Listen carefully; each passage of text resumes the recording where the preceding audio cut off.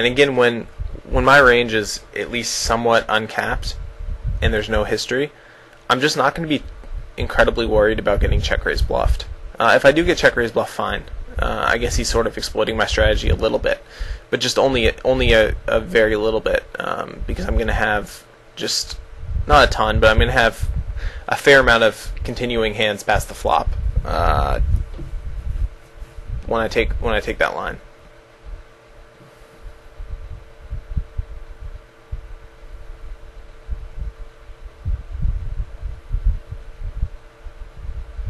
I'm opening the Jack 4 from the cutoff because every other player has been playing extremely tight so far.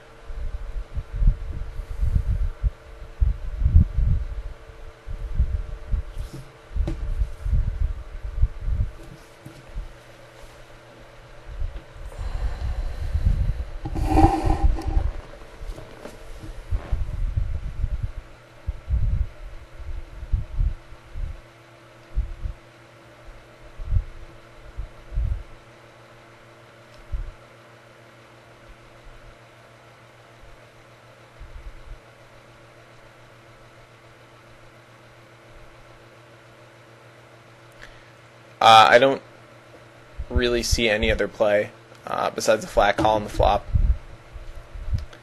I don't mind a raise, but I think our hand's just a little bit too strong.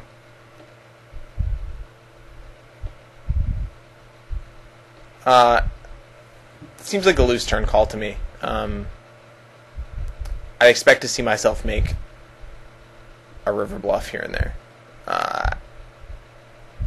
especially on a card like spades when check two.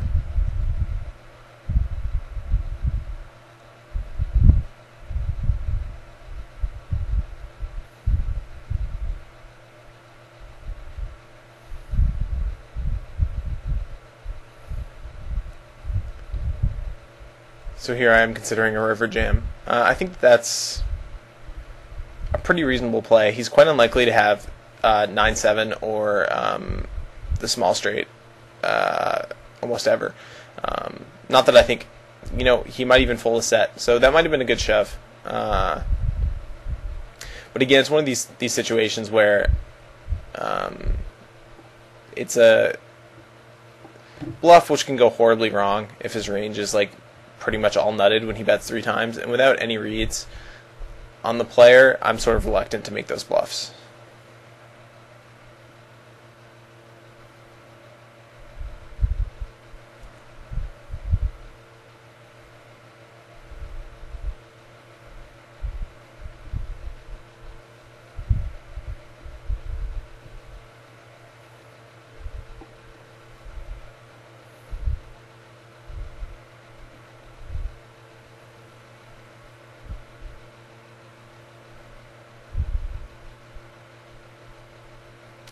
So I'm not going to go a ton into the math of calling 4 bets out of position, except to note sort of the obvious things.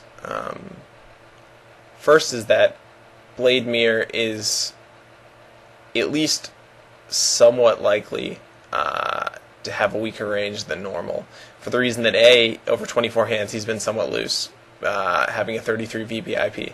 And B, he flatted the open of an unknown, and then back raised over my squeeze, knowing that I've been a very aggressive squeezer at this table over all the hands that he's been there. So I think there's a higher chance than normal that he's making a play on me. The other evidence is that, well, first of all, the sample size is incredibly small, so we can't really know anything. But these tiny shreds of evidence I'm trying to make a read off of is that this is also 25 cent, 50 cent, and so I expect most players to not be making as many moves in a spot like this.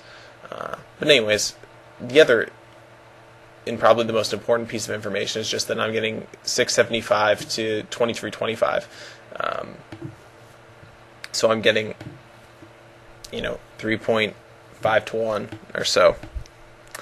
And getting 3.5 to 1 with a hand like 6-3 of hearts and an SPR of 1.5 makes this hand, I think, quite playable out of position, just for the main reason that we're gonna flop a straight draw or flush draw fairly often, and when we do flop it, we're gonna be able to get that check raise in. And in fact, I think that we might nearly break even on this call if we only put money in post flop with an open ender, a 4 flush, or 2 pair or better, and that'll have us playing back on like a quarter of flops, something like that. I'd have to do it out, but I think there's a few other flops that are going to be good for us. I think we'll get some good information when we check to him on a board like 10-9-8, 10-9-7, especially 10-9-7 two-tone. Those kind of boards are the boards that I'm going to be considering a turn pure bluff on. So I think on balance, I'm going to be I'm going to attempt to win about 35-38% of hands after my call, and I generally am going to have, call it 35%, 38% equity when I get all in. And the only reason why I'm even considering playing this hand is just that I'm getting 3.5 to 1, and that I'm going to flop quite a few hands which play okay against overpairs. But again, I think you could do completely fine just folding this hand.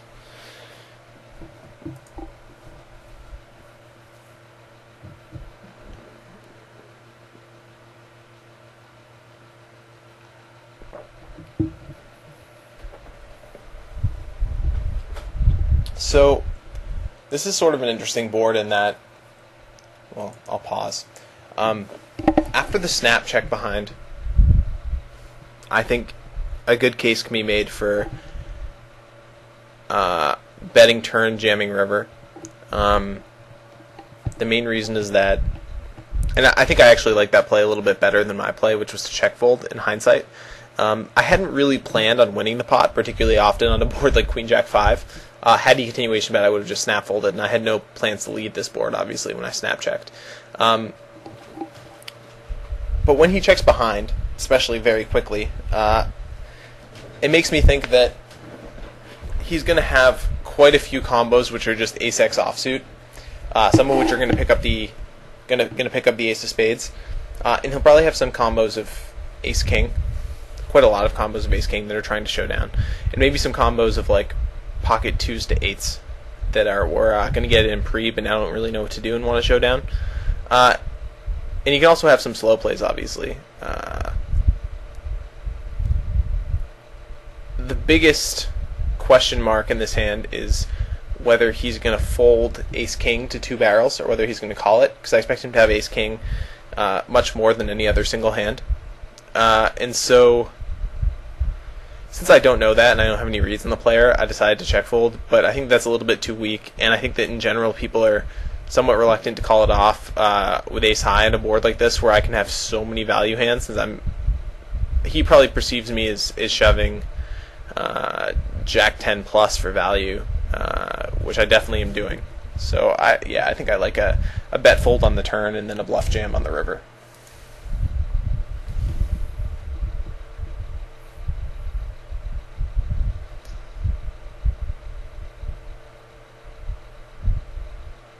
I definitely don't like a check ship on the turn. The main reason is just that he's totally committed if he has the ace of spades and a small card, and I'm getting crushed.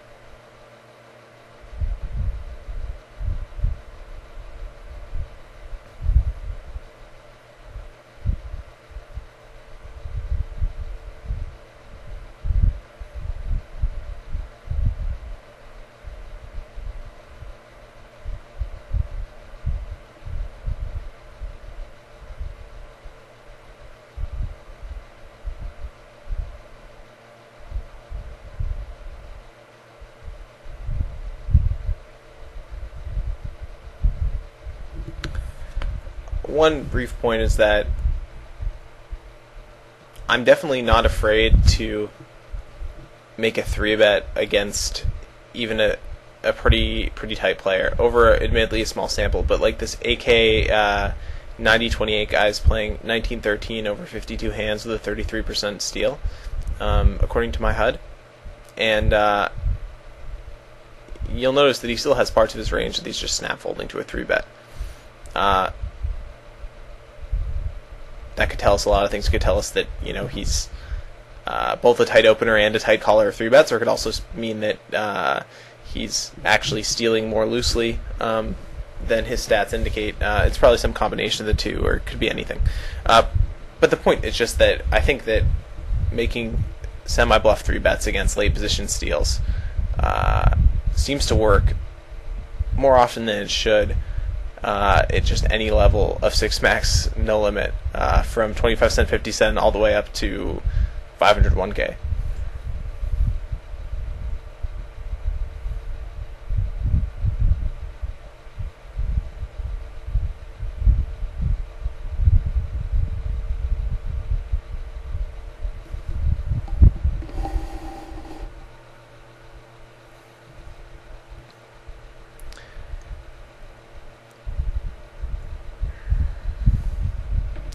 So,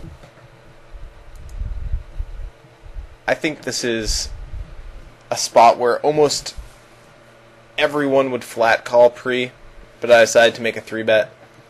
The main reason is just that over 30 hands, he's opened 2 out of 3 times he's had the cutoff, 2 out of 3 times he's had the button. Not that that tells us that much. Obviously, this is on the bottom right, by the way, with the king-queen. That doesn't tell me a ton. But given his somewhat high level of activity at the table, it's like a small point in the favor of him being a more loose aggressive player. Also, I think that his line on the Queen Jack, what was it? Queen Jack 6-4, 3-spade board was pretty suspect. It seems kind of odd for him to snap check back the flop and then make that large turn bet. I think a lot of players would be trying to get a showdown with Ace of Spades, King X. That sort of made me think that he might have been pure bluffing with the 4-bet preflop, and then have checked back to see if I had anything. And then when I checked twice, he just assumed I didn't have anything, and then made a big turn bluff. Anyways, I think that all those sort of tiny pieces of information combined make me think that this player might be capable of moves. Also, he's on 2 tables, which makes me think he's at least some sort of a regular. I guess he's not now, but he was very briefly on 2 tables before. I forget, 5 or 10 minutes ago in the playback. So, maybe he's just trying to play back at me. Maybe he knows who I am. I don't know.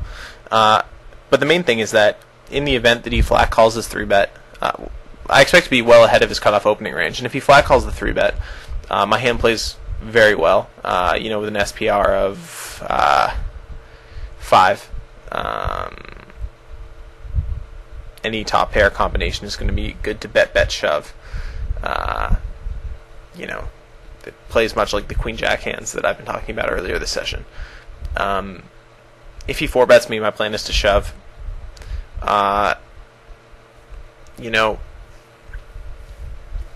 I expect him to 4-bet call hands like jacks and 10s fairly frequently, which I have pretty good equity against. I,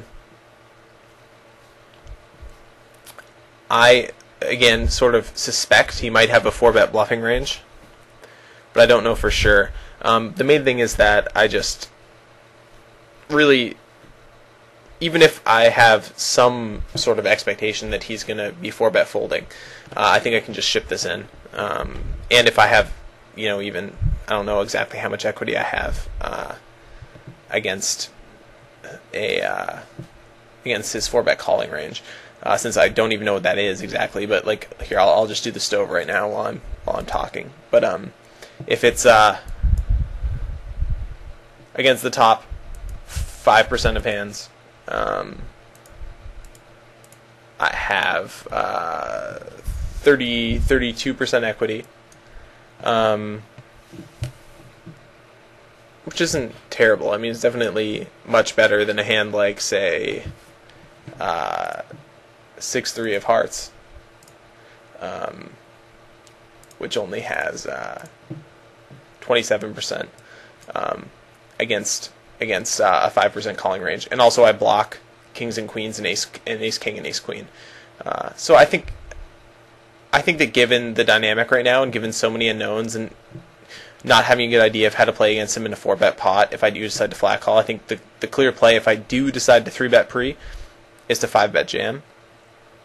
Although, again, I think flat call standard, and I, of course, don't mind flat call.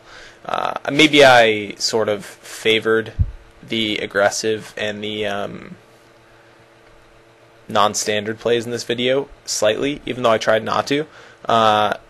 Because, again, you know, one of the goals of this video is to make you guys better, but I'm just sort of saying what my biases are so that you don't finish this video and decide that the optimal way to play 25-cent, 50-cent NL is to 3-bet and shove it in anytime you have, you know, 2 cards which add up to 20, because that's not the case. Like, you have all kinds of options with any hand. But what I'm just trying to say is that where I think this is an incredibly standard call for most people, but I think that 3-bet and 5-bet in this case is a little bit better. But obviously you wouldn't lose much by always calling against pretty much everyone.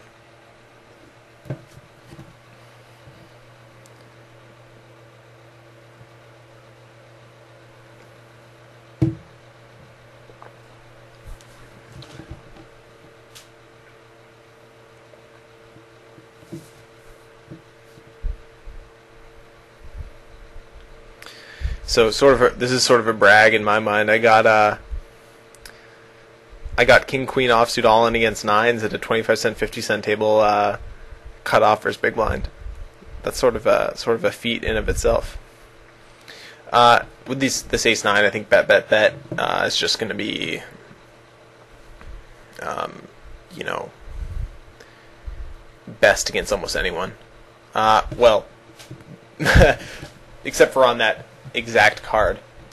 Here, I think, you know, this isn't a leak that probably many Lego users will be making on paper. Like, I think if you guys saw this hand in the forums posted, and you said, oh yes, cutoff raises, button calls, flop comes down, 9-9, jack, 2 diamonds, turn 6, river, jack. I don't think anyone here would say, like, oh yeah, I think we should value bet the river. Though maybe a couple people would. But I think in practice, some people, at least a lot of lower stakes players and even low mid stakes players that I've sweated and tried to coach, I've noticed them betting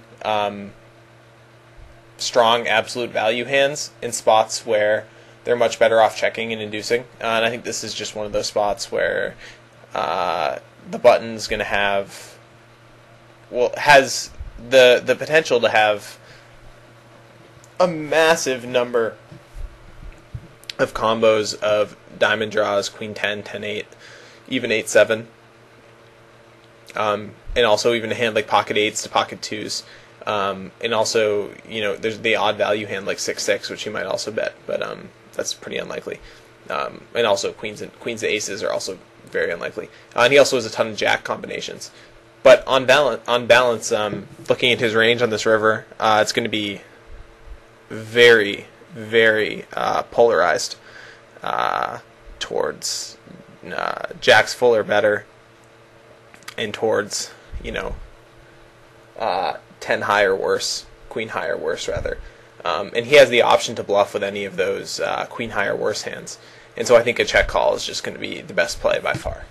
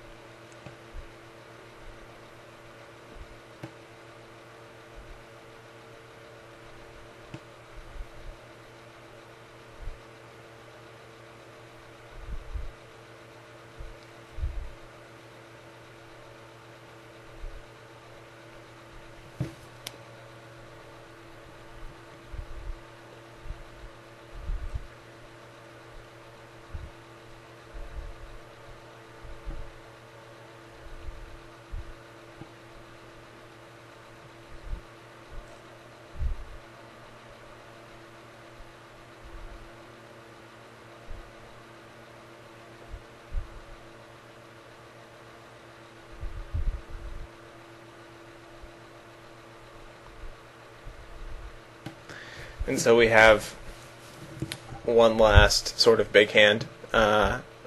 Obviously a good spot for me. I think that this 5 spot is a situation where at high stakes I'd be somewhat more likely to slow play. The main reason is that I expect probably a few more, well, certainly this Sahen guy has a very tight opening range in my very small sample. And at high stakes, I'm going to know that my opponents have a wider opening range. And also we're going to then have more bluff C bets in their range and more bluff double barrels, etc. And so I think slow playing has more value. And also, one other reason is that, well,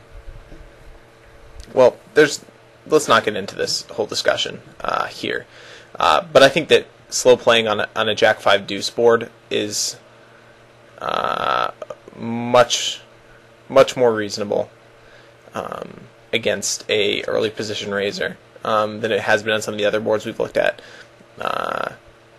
There's much less combinations which complete a straight, and there's much more cards which much more turn and river cards which are going to give an early position raising range top pair hands and semi bluffing hands, all of which are really good for my set. And so that's a big argument in favor of slow playing. However, going from my just global read of generally tighter players and more straightforward players, these limits, I'm just going to go ahead. I expect to see myself go ahead and just make a flop raise. I expect the average 25 cent, 50 cent regular, especially a very tight regular, like Sahen's stats indicate. Though, I mean, that doesn't mean a ton. The sample's so small. But they indicate slightly that he's tighter than average. I expect him maybe to want to protect on this board against flush draws and straight draws, but especially flush draws. And I expect him to strongly consider 3-bet calling any of his ace-jack plus hands. And there's quite a few cards which might send him into check call mode if that's the case.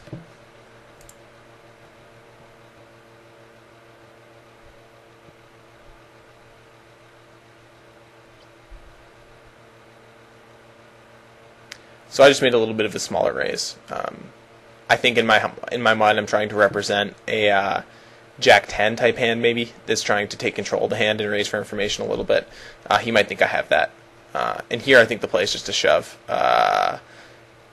I'm certainly not giving this player credit for any kind of healthy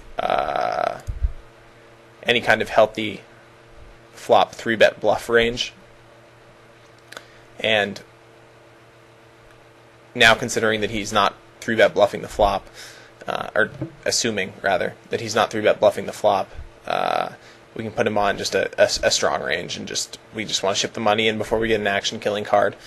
Or, God forbid, a card which gives him a flush and makes our hand not the best hand. And so that's obviously very standard. Not surprised that he min 3-bet a hand like that, but maybe a little bit impressed in that I suppose he was trying to induce a jam from a hand like 7-3 of spades or something, which is kind of sick. Not sick, but a good play. Which kind of makes it difficult for them to get called by a worse made hand strength, and kind of makes it hard for them to get called by some of the weaker draws in my range. So I definitely like his line. You guys should definitely do that too when you have a hand like a really strong combo hand like Queen Jack of Spades on that board. So to finish up this video, I'm just going to go over my Hold'em Manager stats for the session. I think it's a 401 hand session, nice round number. It was about an hour of play. And I'm going to talk a little about what this sample says about my style. I'm not going to be too in-depth. I'll explain what numbers mean something. Most of these numbers, the sample is just so small that they mean almost nothing. But they're still kind of interesting to look at, sort of as a post-session review. I don't see the need to go over any big pots just because I was able to, pause the video all the way through and talk a bit about those. Maybe in a later video, once I become more comfortable with Camtasia, which is giving me a lot of problems, or maybe I'll just make a different style video where I go ahead and use Poker Stove or Stocks EV or just good old-fashioned pen and paper and hold a manager to break down some more math of big pots, or also just general theory-based videos. But for now, I'm sort of content to play in games which you guys aren't playing in also, and see if you guys can learn a couple of new plays. So the main stats here, which are statistically significant, at least somewhat so, are VP, IP, and preflop raise. Again, I don't need to worry too much about the number of players. There were mostly 5 players or more at all the games. 34, 28, 12, 3-bet is definitely very high.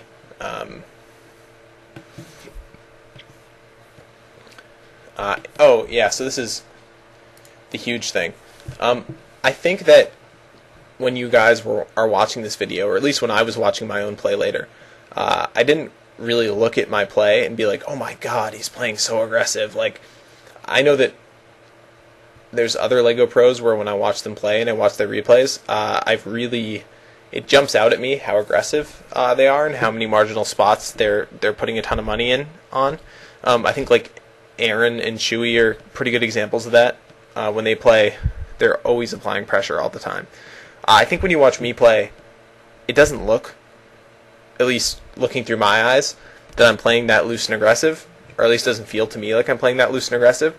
But then after the session, when I look at my stats, you'll see that they're quote, lag stats. But the reason why my stats are laggy, but it doesn't appear that I'm putting money in marginal spots very often, is that I'm good at identifying, or I'm trying to identify spots which are easy to analyze and which are slightly above neutral EV. And those kind of spots are spots like where I was opening, almost any 2 cards against the really tight players' big blind from the small blind. Same with all those really loose button and cutoff raises when I saw that the blinds were very tight over the sample we had. And those spots really add up after a while. All of those loose but profitable opens. And they make my stats look a lot more aggressive than they actually maybe are. Also, I 3-bet a ton of late position opens as semi-bluffs, and made a lot of squeeze plays. And that makes my 3-bet look very high, but I wasn't going crazy, I don't think, with any particularly weak hands by 3-bet, 5-betting, things like that. Except for that King-Queen, which I tried to explain was sort of a special case. Also, I don't think that all of these other stats just don't mean anything. The sample size is just way too small. All they do is sort of say, how I did in the session, but they won't reflect on what my true strategy is, or how it's likely to perform. The flop c-bet percentage there is, I think, sort of artificially high. I just hit a lot of flops that were very c-bettable. Although I do like to c-bet the flop a ton. Same with the check raise flop percentage and the check fold flop percentage. I would normally check raise the flop a bit more and check fold the flop a bit less, but that just sort of refers to the flops which I happen to have. That flop c-bet percentage success means almost nothing. All of these stats actually mean very little, but you'll notice that when I do bring up my hold'em manager, I do look at a lot of stats, and these all become more significant over larger samples. Again, all of these stats I think are pretty much meaningless over a 400 hand sample. And I mean totally meaningless, as in they mean like actually completely nothing. There's like no shred of evidence to be gained from looking into them.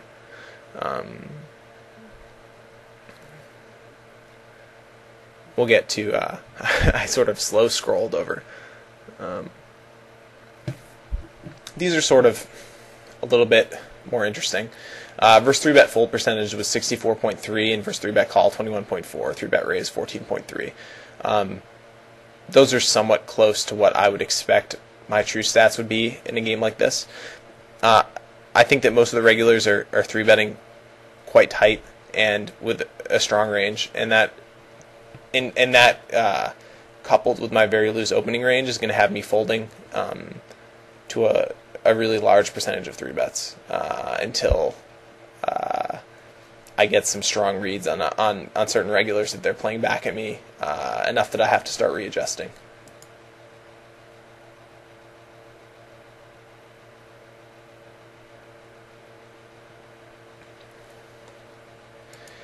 This is really cool. Again, these stats are very diluted and somewhat meaningless over the sample, but I did have a ton of success with my steals. A cutoff steal success of 55 is incredibly high. Button steal success of 69 is very, very high. And small blind steal success of 68.2 is all very high. So over this incredibly small sample, my steals were succeeding a ton.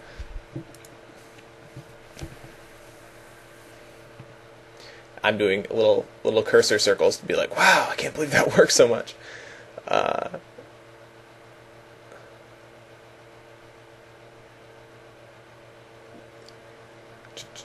I don't play as much 6-max as I do heads up, so I'm adding one more stat I like to use. I think I'm looking at my 3-bet success from different positions.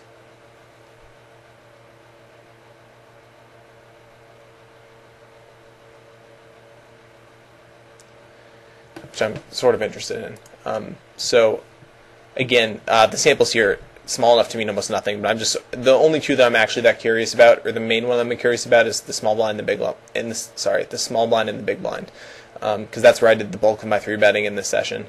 Again, it's 50-20, which is very low actually. An average of 35% success, which isn't probably enough given how light I was doing it. But again, the same analysis applies in that I think that the success frequencies here are, almost completely meaningless. And I, of course, would not consider adjusting my play based on samples this small.